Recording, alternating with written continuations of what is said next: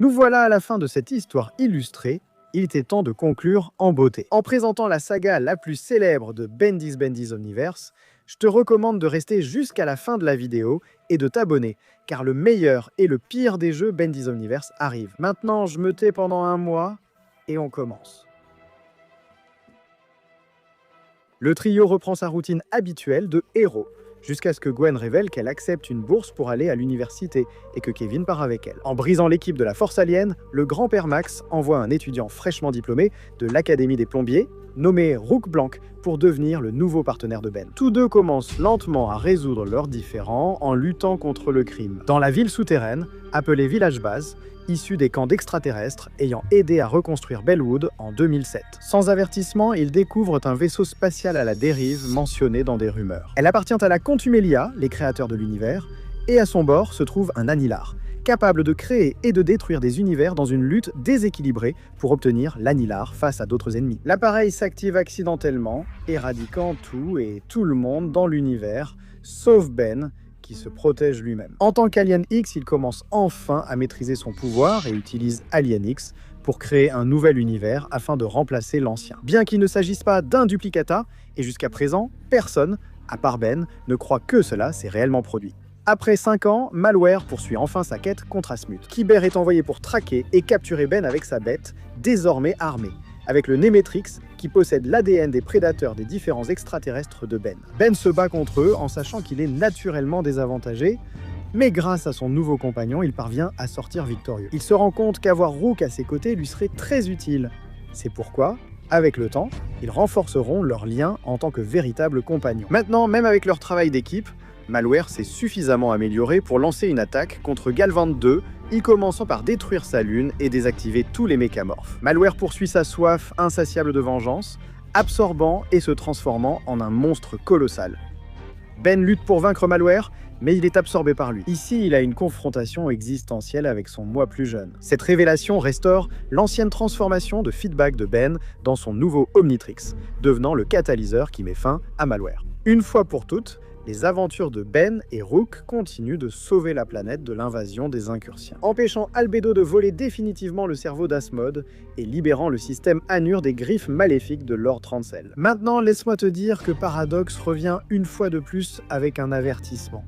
Tout le multivers est en danger. Kion et Vilgax se sont alliés et voyagent ensemble dans le temps depuis des années, rassemblant une armée de méchants, Ben Tennyson pour une guerre. La bataille aura lieu dans un univers alternatif où l'un des Ben n'a jamais trouvé l'Omnitrix, car l'Omnitrix n'a même jamais existé ici. Cet univers est la cible des Ben maléfiques. Heureusement, Ben Prime arrive pour essayer de le sauver. Celui-ci, accompagné de Paradox, Ben 23, Gwen 10 et Ben 10 000, une autre version future de Ben, qui a le pouvoir de fusionner ses transformations en quelque chose d'épique. Ils se réunissent pour la bataille, mais réalisent que ce n'était qu'une distraction. Ce qui a permis à Vilgax d'activer une bombe temporelle chronosapienne, effaçant tous les Ben Tennyson de la ligne temporelle, à l'exception de Ben sans la montre.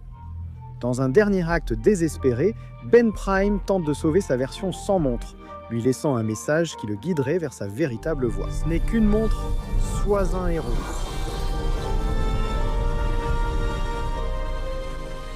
Paradox prend ce tournant lors d'un voyage pour restaurer la ligne temporelle et révèle que ces deux-là ont été ceux qui ont manipulé les événements de la ligne temporelle de Ben Prime, pour que celui-ci puisse recevoir l'Omnitrix.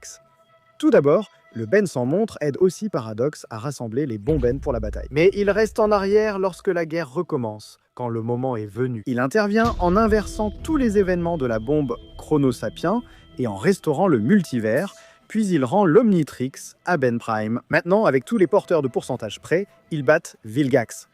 Sans effort, de retour dans la dimension d'origine, Ben est jugé par les Célestials Sapiens. Il doit rendre des comptes pour avoir recréé illégalement son univers avec Alien X, car il a enfreint la loi de la préservation multiverselle. Après un court moment, le tribunal déclare Ben coupable, mais en dernier recours, ils activent le jugement tétrament de combat qui lui permettra de se battre pour sa liberté. Maintenant, il devra se battre contre un céleste unique. Durant cette saison, Ben parvient enfin à contrôler Alien X et bat le gladiateur galactique, lavant ainsi son nom dans tout l'univers. Maintenant conscient de ce qu'il a fait, Ben Cervantes revient enfin, après avoir réalisé que la dangereuse menace connue sous le nom de Ben Tennyson est de retour. L'Omnitrix Cervantes restaure les souvenirs d'enfance de Kevin. Était-il le principal assassin des routeurs, ce qui incite Kevin à agir pareillement avec ceux ayant perdu la mémoire. Après une grande mascarade d'événements, l'équipe Tennyson, accompagnée d'Argy et des jeunes, emmène tout le monde au siège des routeurs, situé dans le néant nul. Cervantes profite de la situation et prend physiquement le contrôle des enfants, Amalgama. Mais il ne peut pas le faire avec Kevin, qu'il corrompt à la place en se moquant de lui parce que Ben a gâché son enfance et l'a emprisonné. Kevin change d'équipe, perd le contrôle et mute à nouveau pendant le combat. Il obtient une cicatrice au menton qui le marquera de façon permanente. Kevin surprend tout le monde en révélant que depuis son dernier incident, il a gagné le contrôle de ses pouvoirs en étant muté. Il a feint la folie pour approcher Cervantes et rompre son lien avec les enfants, l'amalgame.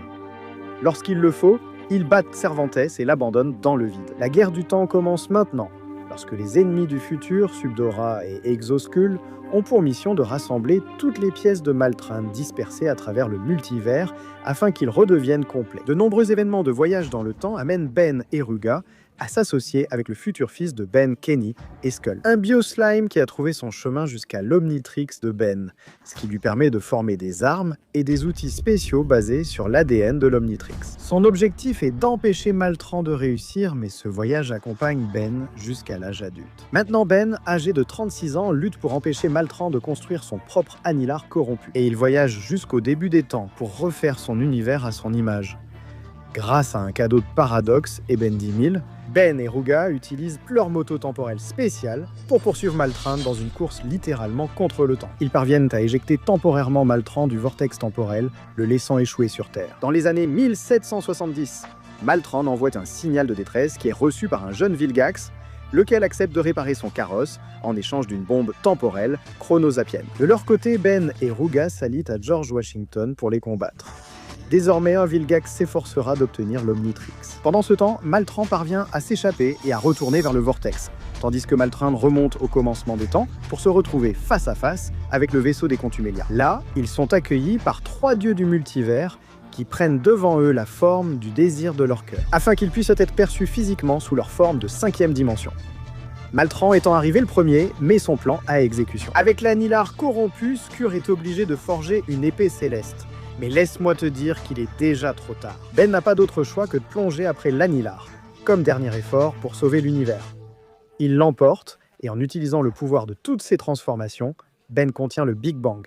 Il le tire sur Maltran, dispersant son corps en morceaux pour que Paradox cache ses parties à travers le multivers, condamnant Maltran à répéter son échec encore et encore, restant piégé dans une boucle temporelle sans fin. Ben fait ses adieux à Skur, qui souhaite rejoindre ses ancêtres dans le développement de la vie. Les Contumelia sont impressionnés par leurs observations et invitent Ben et Ruga à rester pour assister à la véritable naissance de leur propre réalité. Annihilar est finalement placé dans la chambre, il est envoyé dans le vide sans fin et de là naît l'univers.